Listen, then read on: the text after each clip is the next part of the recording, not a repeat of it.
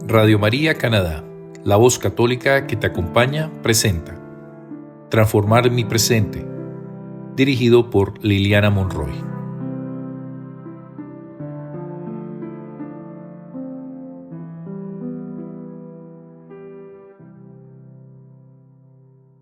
Un saludo muy especial para todos los oyentes de Radio María Canadá, la voz católica que te acompaña. Hoy en nuestro programa Transformar mi presente nos acompaña de nuevo Andrea Bocanegra. Hola Andre, bienvenida y felices de tenerte acá en nuestro programa. Hola Lili, muchas gracias a ti y a toda la audiencia de tu programa. Muchas gracias, estoy muy feliz de acompañarlos hoy. Qué lindo, y para muchos otros que podamos tenerte aquí, Andre. Que así sea.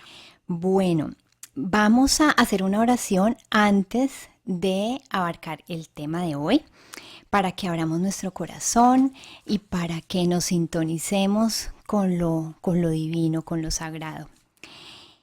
Vamos entonces a iniciar de esta manera. Señor, abre mis oídos para escucharte, sabiduría para conocerte y amor para siempre amarte. Amén. En el programa de hoy vamos a hablar sobre el temor comprendido desde la mirada divina. Y para poder abarcar este tema, Andre, entonces vamos a mirar, vamos a contemplar primero qué es el temor, a grandes rasgos como esos escenarios del temor, los orígenes, qué entendemos por temor, angustia. Y en ese orden vamos a mirarlo desde la mirada de Jesús, cómo Jesús también lo experimentó en el Huerto de los Olivos. Uh-huh. Y una vez contemplado eso, vamos a mirarlo desde nuestro escenario de la vida real y vamos a poner un ejemplo. Y el ejemplo que hoy les queremos traer de esos escenarios que se están viviendo actualmente es el síndrome de la cabaña.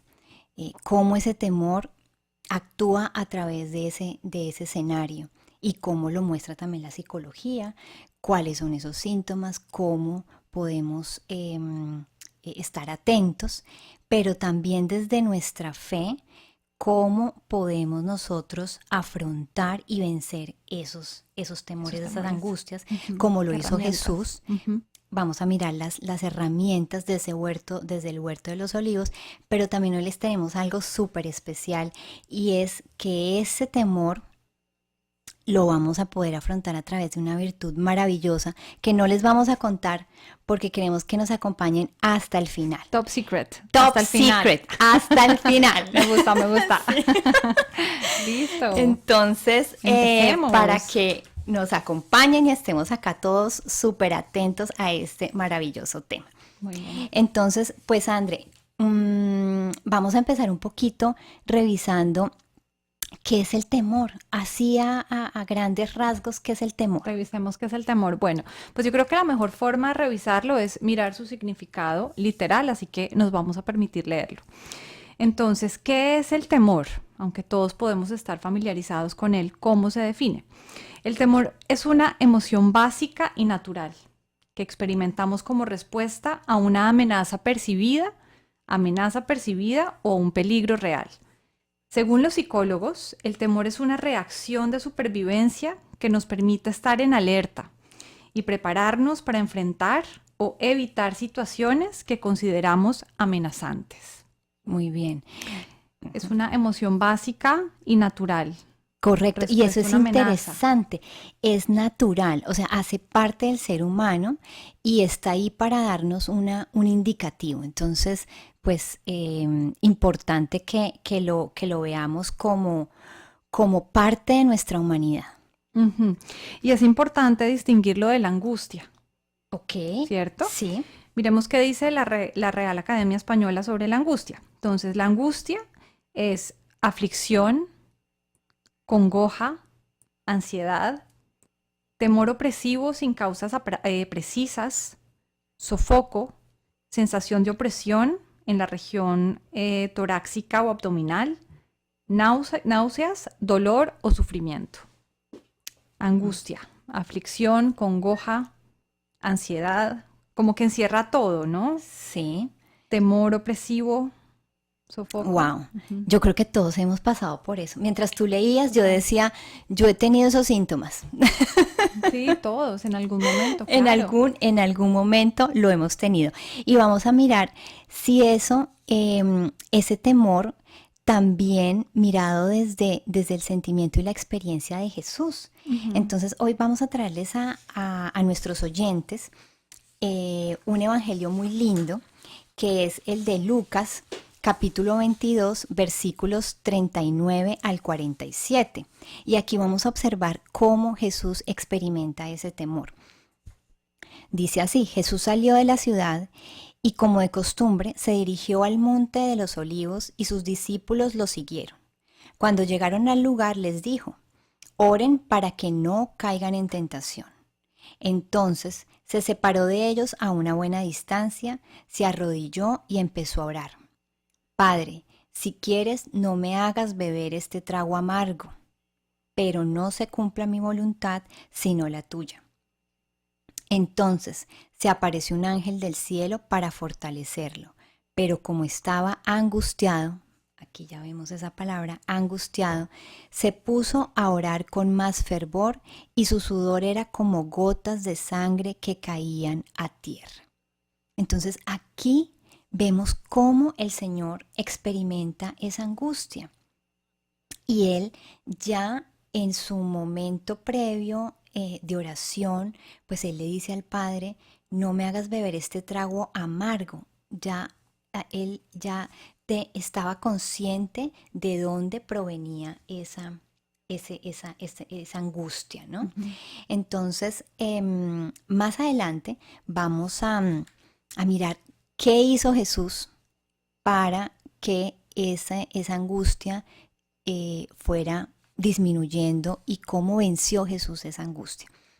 Mientras tanto, vamos a mirar desde el escenario de nuestra vida actual cómo el temor está afectando pues una sociedad, está afectando la vida de muchas personas, porque no entendemos el temor, porque no conocemos sobre el temor y quizás no tenemos las herramientas para manejarlo. Entonces hoy vamos a poner como ejemplo el síndrome de la cabaña. Entonces vamos a mirar, André, ¿qué tenemos sobre ese síndrome? ¿Cuáles son sus orígenes? ¿Cuáles son esos síntomas? ¿Y cómo Se podemos identifica? afrontarlo según pues como la psicología nos lo presenta? Listo. Pues el síndrome de la cabaña, digamos que no es una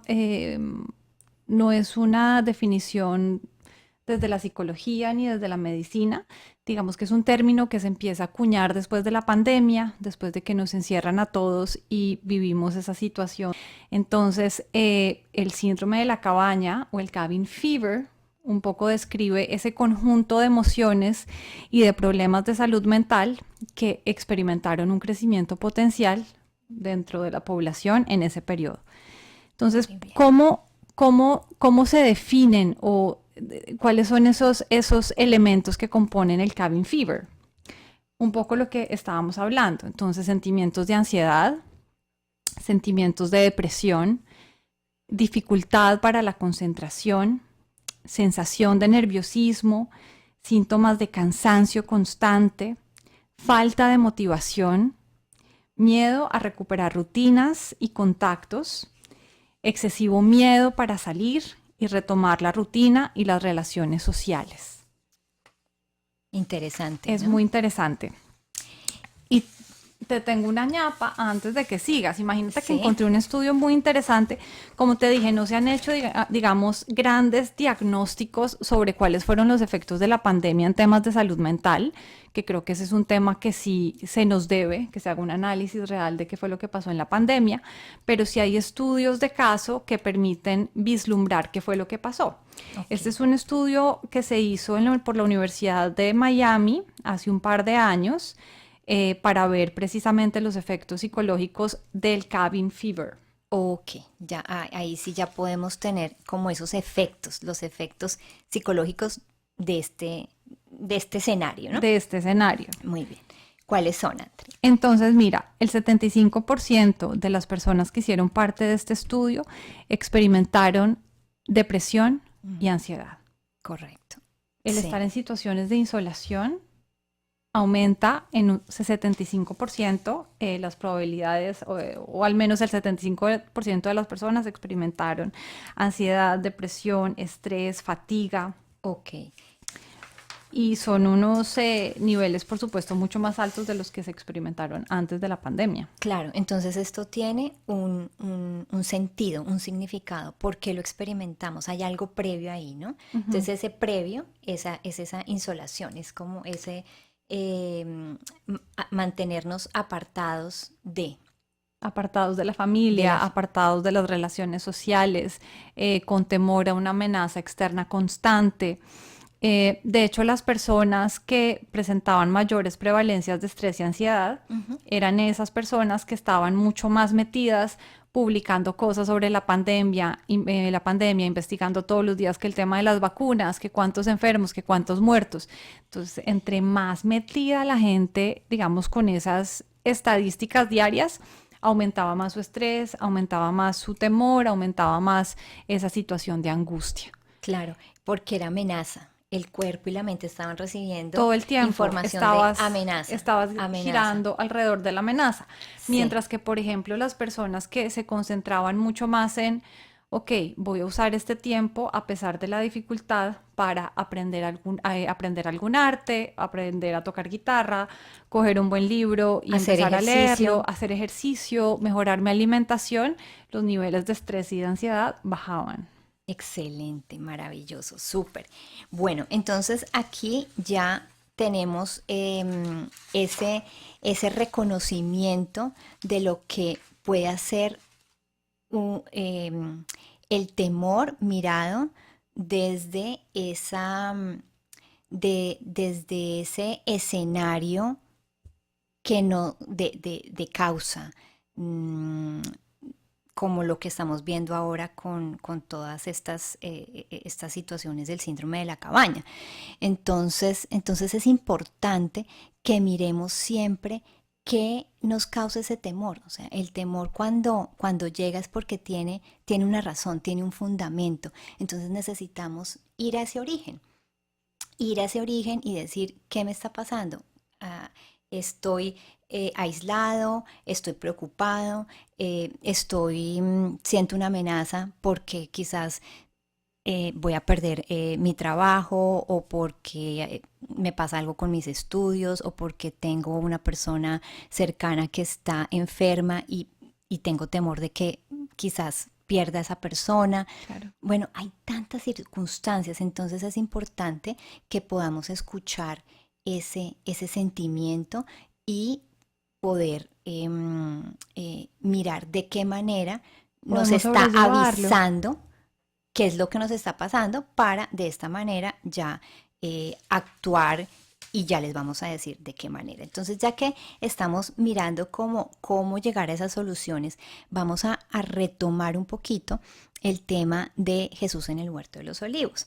Y con la oración con ese Evangelio de San Lucas que leímos, hay algo interesantísimo, André, y es que el Señor, cuando Él sabe ya previamente qué le va a suceder, entonces ya con ese entendimiento, pues indiscutiblemente a Él, pues le llega un momento de angustia. Por eso él le dice al Padre, si quieres, no me hagas beber este trago amargo, pero no se haga mi voluntad sino la tuya. Entonces él primero reconoce todo lo que le va a pasar. Y pues segundo, sabiendo todo su escenario próximo, pues evidentemente llega esa angustia. Pero el Señor, ¿qué hace? Entonces hay dos cosas que a mí me parecen hermosas. Y es una, Él escoge un lugar para disponerse y tener un diálogo con el Padre y decirle al Padre, acá estoy, esto es lo que me está pasando, lo reconozco y te lo entrego. Es ese diálogo con Dios, ¿no?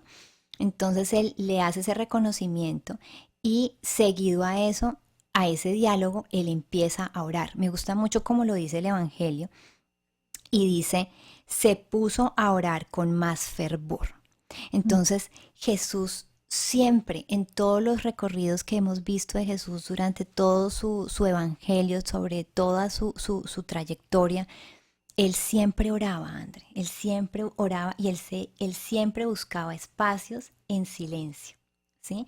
Entonces aquí quiero mirar algo que estábamos mirando con el tema del aislamiento, que acá Jesús usaba un aislamiento, pero era un aislamiento sano, ¿no? Era un espacio solamente de encuentro con Dios para orar, no era un aislamiento para preocuparse. Porque estos escenarios de aislamiento es que me aíslo porque siento un temor y me dejo llevar por ese sentimiento del temor que me hace como encogerme, como refugiarme, ¿sí? Pero acá el Señor busca otro tipo de aislamiento, es ese aislamiento donde Él se retira, pero es para orar con el Padre, para tener ese encuentro personal con Dios. Entonces Él empieza a orar y a tener ese encuentro personal con Dios y acá llega una ayuda maravillosa, que llega un ángel del cielo a fortalecerla. Ay, qué ¿Sí? lindo. Y a mí especialmente me ha pasado en mis momentos cuando he tenido angustias, temores, y lo que he experimentado es que a mí cuando me llega algo así, tengo alguna preocupación, algo, mi instinto primero es orar, es como mi medicina. Es como medicina, mi medicina, y yo empiezo a decirle, Señor, me pasa esto, siento esto, y el solo hecho como de contarlo y de saber que Dios está ahí escuchándome, empiezo a sentir, a sentir algo muy especial, como que me empieza a llegar como un Como un alivio, consuelo. como un alivio, como un consuelo, como una paz, como que si mi corazón estaba latiendo a 1000 por hora, ya mi corazón empieza a recuperar ese latido nuevamente. Entonces, hoy les decimos a nuestros oyentes que los invitamos a que oren, que no pierdan un instante, que la oración es nuestra medicina. La oración es nuestra medicina, la disposición es nuestro camino. El aislarnos, que sea no para aislarnos del mundo y para aislarnos para continuar en el ruido de nuestra preocupación, sino que sea por el contrario, aislarnos, pero para tener un encuentro personal con Dios. Entonces, todo esto nos va a ayudar a tener a manejar mejor ese sentimiento. Ahora, hay una virtud maravillosa que hoy les traemos y es, por fin, la famosa virtud, pero no sé si todos sepan de ella, no es muy conocida, es la virtud de la magnanimidad. Y la virtud de la magnanimidad vamos a mirarla hoy, vamos a explorarla, porque es un opuesto a ese temor que nos encierra, Y nos hace que chiquitos, nos que nos encoge. muestra, que nos pone en un caparazón. El temor nos encierra, nos hace cubrirnos y nos aísla. Pero la virtud de la magnanimidad es totalmente lo opuesto a ese temor, es la que sale a ese encuentro con Dios, al encuentro con el hermano, es la que potencializa nuestras demás virtudes y la que nos permite engrandecer todo lo que hay en nosotros y potencializarlo, porque es que hemos sido creados con mucho amor, con muchas virtudes y talentos, y la virtud de la magnanimidad lo que quiere es que salgamos al mundo a darlo todo. Entonces, Es André, cierto. vamos a mirarlo desde este concepto desde Santo Tomás de Aquino y otros autores que aquí les traemos, también como Aristóteles, cómo esta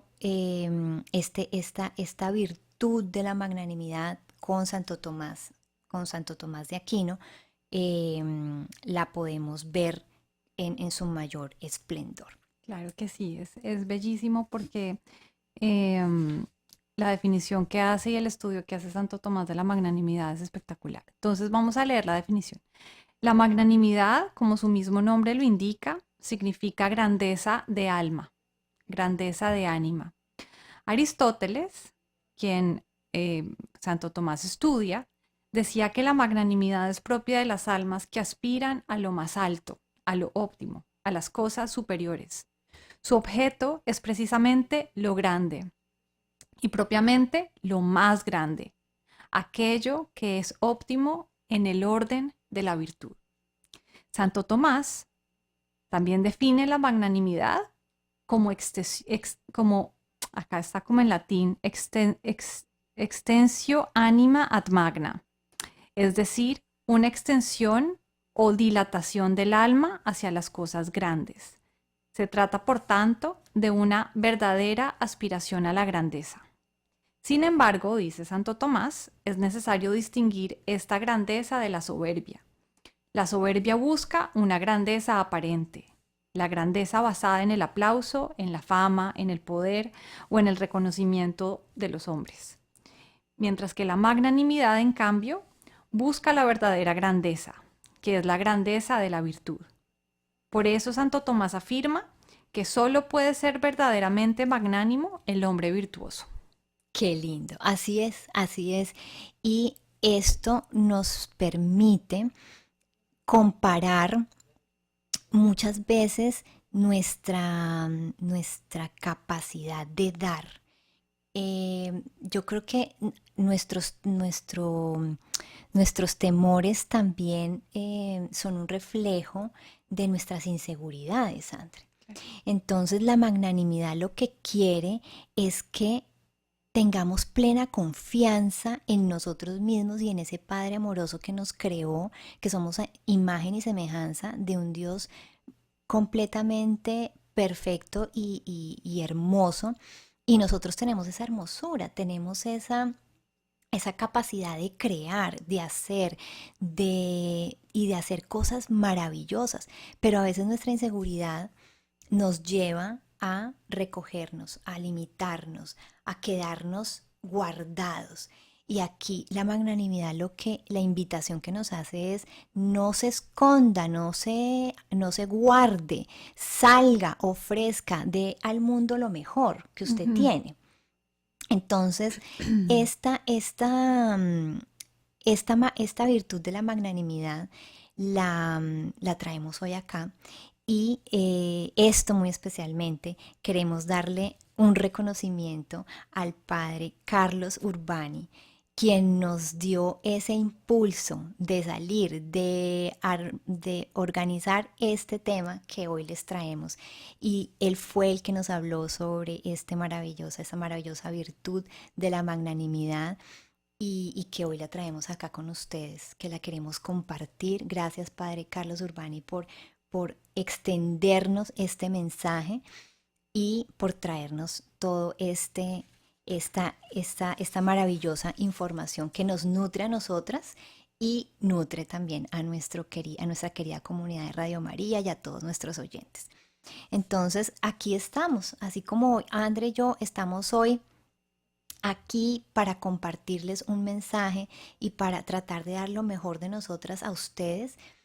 Es una invitación diaria, ¿no? En nuestro trabajo, en nuestros hogares, en nuestras relaciones del día a día, que todo es un reto, pero a través de ese encuentro con Dios, a través de esos espacios con Dios, pues es ahí donde nosotros tenemos que decirle: mira, estos son mis dudas, estos son mis temores, pero sé que tengo un alma grande, un corazón grande, que he sido hecho con amor y que puedo dar muchas cosas. Ayúdame. Pero mira que es muy importante, no solamente decirlo y pedirlo, sino también la acción.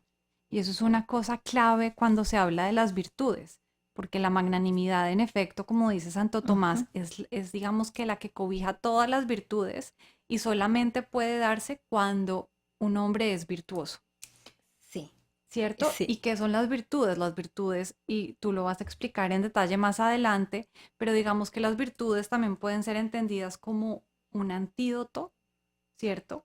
Para enfrentar la depresión, la tristeza, la insatisfacción, porque todo eso, como tú decías, son reflejo de cuando uno está encogido y pequeñito, ¿cierto? Cuando está temeroso, no quiere moverse, no quiere hacer nada, mientras que las virtudes implican movimiento, acción, pero también disciplina, ¿cierto? Pero también Sí. perseverancia. Entonces Ujú. me parece chévere, Lili, que puedas contarnos también un poquito porque tú lo tienes muy, muy, muy claro. Bueno, pues aquí tenemos un dato súper interesante con la ética aristotélica. Entonces, Aristóteles lo que hace es que él nos trae la virtud como el camino hacia la felicidad del hombre. Ese es como su lema, la virtud como camino hacia la felicidad del hombre. Y para llegar a esa virtud, él nos propone y nos dice que la virtud es una acción que implica movimiento y repetición y constancia. Entonces, de acuerdo a eso, él lo clasifica de la siguiente manera. La virtud está enfocada hacia la espiritualidad que se destaca hacia la fe, la esperanza, la caridad, la justicia y la oración, que es todo lo que hemos estado diciendo. Y también se enfoca hacia temas físicos, entonces el tema físico hacia el orden, el cuidado personal, la alimentación, el ejercicio. Y un tercero hacia temas intelectuales, entonces el como tener como esos espacios de conocimiento, de estudio, de poder cultivar nuestra mente, ¿no? Incluso habla de la contemplación, que eso es muy importante al final de esta carta que se llama Ética A Nicomaco. a Nicomaco, que es, digamos, Ujú. uno de los textos más importantes sobre el tema de la ética aristotélica. Él habla que ya la cumbre, digamos, de esas virtudes es la contemplación. Y a mí me impresiona mucho pensar que Aristóteles, que vivió hace 368 años antes de Cristo, ¿cierto? Es precristiano, ya entendiera que existe la, La contemplación. es la contemplación, que hay algo superior que está por encima de nosotros, que es mucho más fuerte, ¿cierto? Que es fuente Sí, de orden, que es fuente de virtud.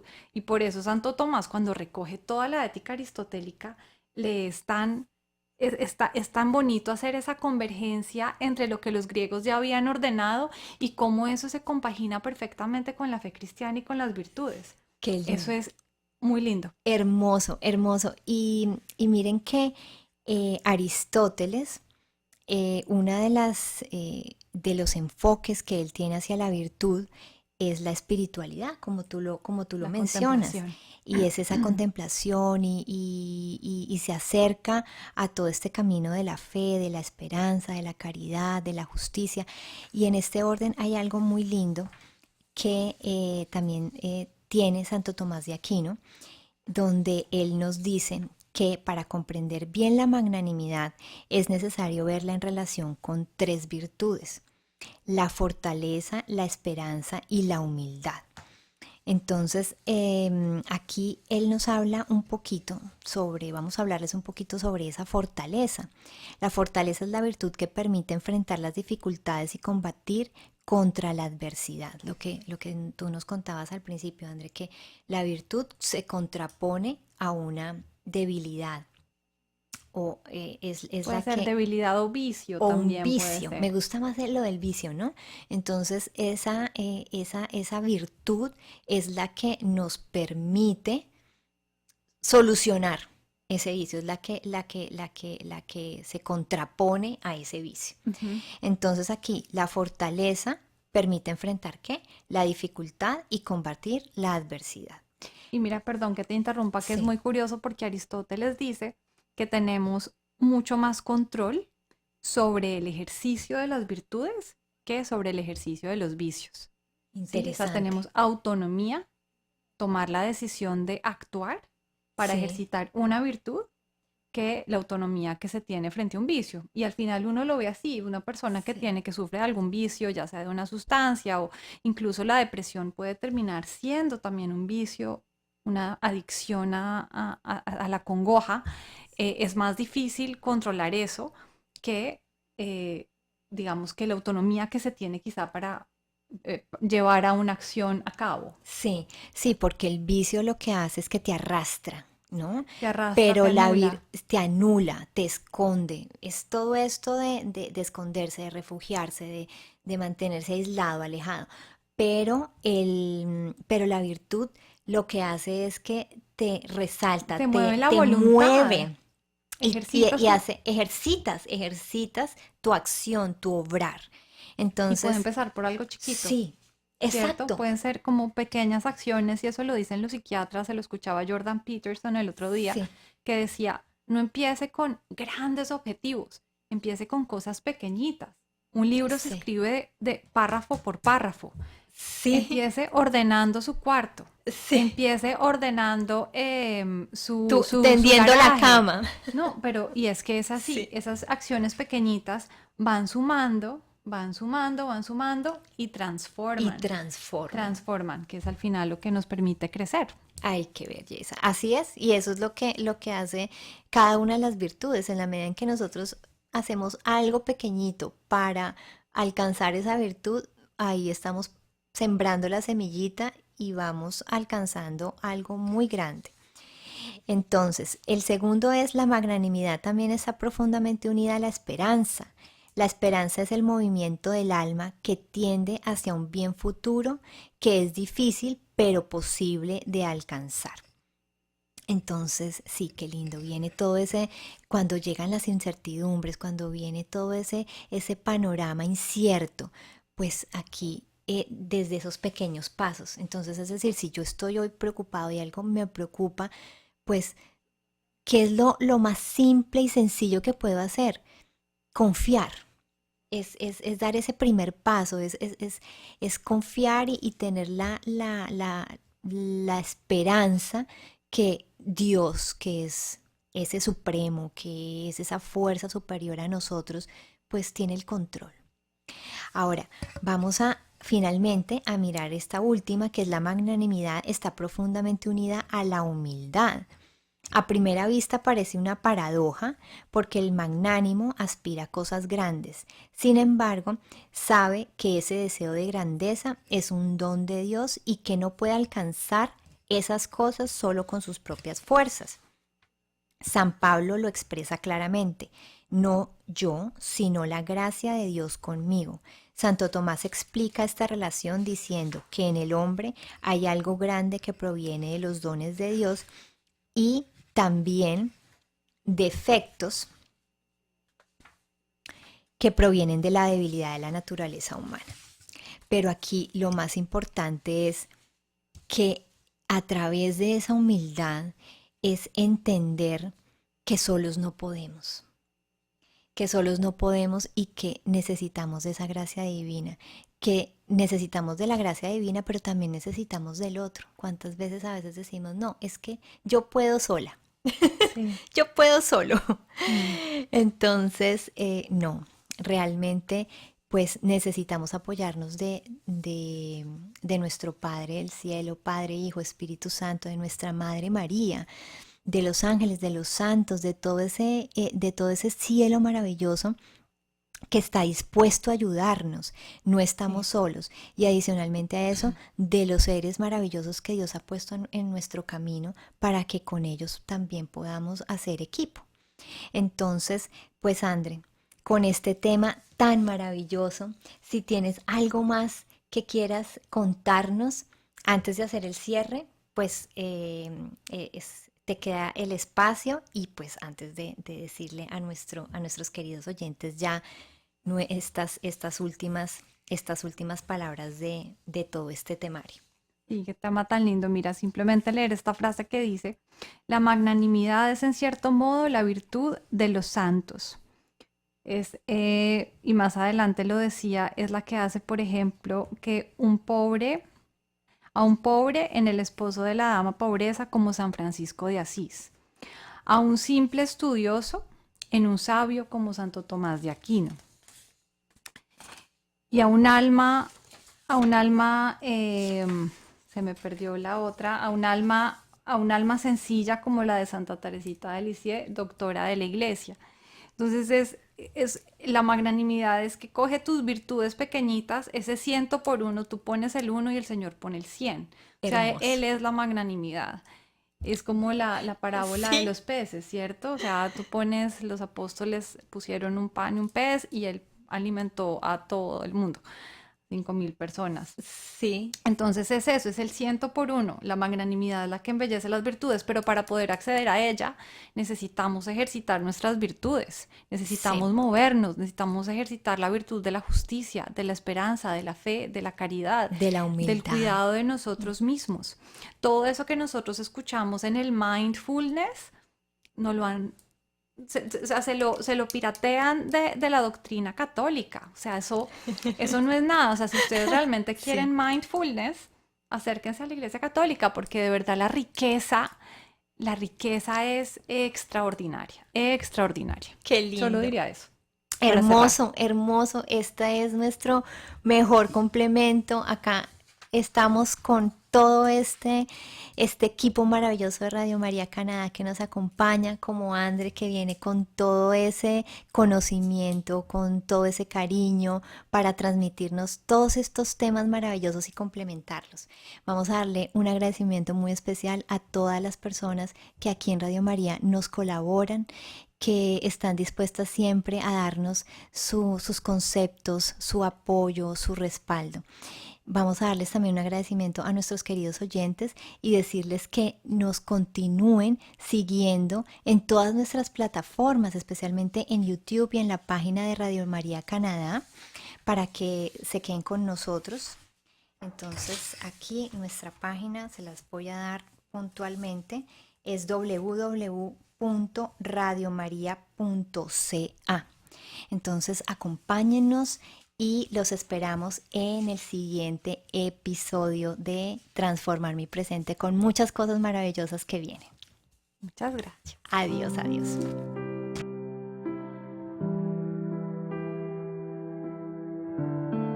Usted escuchó Transformar mi Presente, dirigido por Liliana Monroy.